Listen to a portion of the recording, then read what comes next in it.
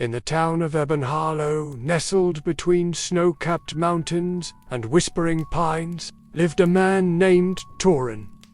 Torin was known throughout the land for his exquisite candles, each one a testament to his patience, skill, and an age-old tradition. You see, Torin was a candlemaker, a humble profession, yet his candles were far from ordinary. Every full moon, after the sun had dipped below the horizon and the first stars began to gleam in the darkening sky, Torin would emerge from his shop carrying a basket filled with freshly made candles.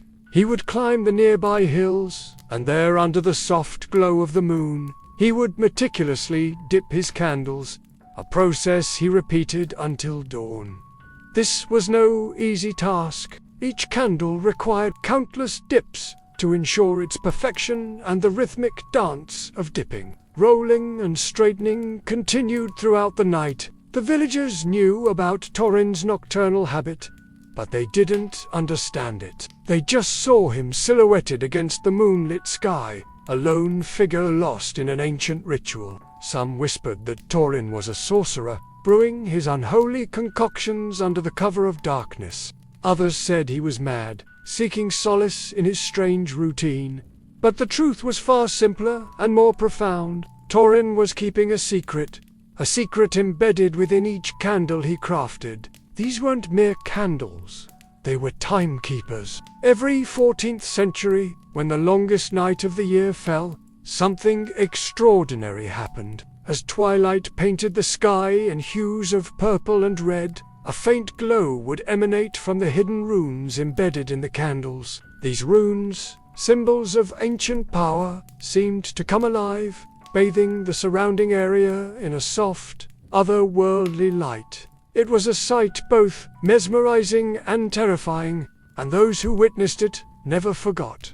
But why did Torin do this? What was the significance of these midnight rituals? To understand Torin's actions, we must delve into the heart of the mountains where the story truly begins. Deep within the mountains, shrouded in mist and legend, lay an ancient sanctuary. Here, high above the world, lived a hermit named Eldrick.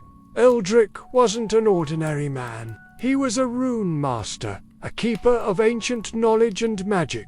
His beard flowed down his chest like a frozen waterfall, and his eyes twinkled with wisdom and secrets of ages past. One day, Torin, who had always been fascinated by runes, decided to seek out Eldrick. He wanted to learn, to understand the hidden meanings behind these mysterious symbols. After a long and arduous journey, Torin finally found Eldrick in his secluded dwelling. There, amidst ancient texts and mystical artifacts, Eldrick shared his knowledge with Torin.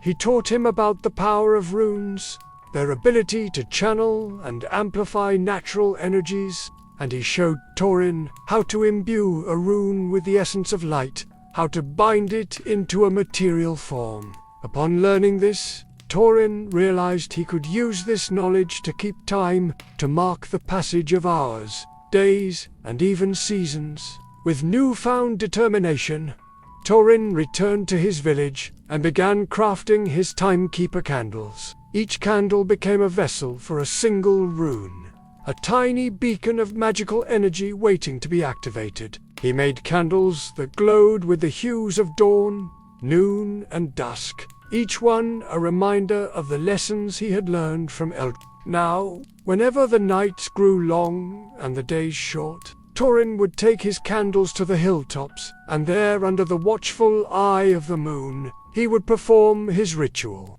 He would light the candles, their flames dancing in the darkness, and as the hours passed, he would watch as the runes slowly began to glow. The secret remained hidden from most, but the occasional traveler or curious villager might stumble upon the spectacle, witnessing the magic firsthand and forever altering their perception of the world. As years turned into decades, Torin's candles became renowned throughout the land. People would journey from far and wide just to witness the spectacle on the longest night of the year.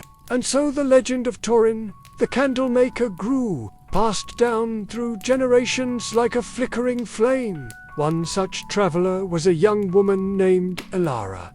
Elara was known for her insatiable curiosity and thirst for adventure. She had heard tales of Torin's candles and was eager to see them for herself. So when the longest night of the year approached, she set out on a journey to Ebonhala. After a long and tiring journey, Elara finally reached the village as dusk began to settle. She hurried to Torin's shop, only to find it empty and silent. Disappointed, she thought she had arrived too late. But then she noticed a small note on the door. It read, "Go to the Whispering Pines at twilight. The candles will guide you." Intrigued, Elara made her way to the Whispering Pines, just as the sun began to set, and there she saw Torin standing in a clearing. In his hands, he held 2 candles, one representing the fading light of dusk, the other the encroaching darkness of night. As Elara approached, Torin turned and smiled, his eyes twinkling with warmth. He extended a candle towards Elara.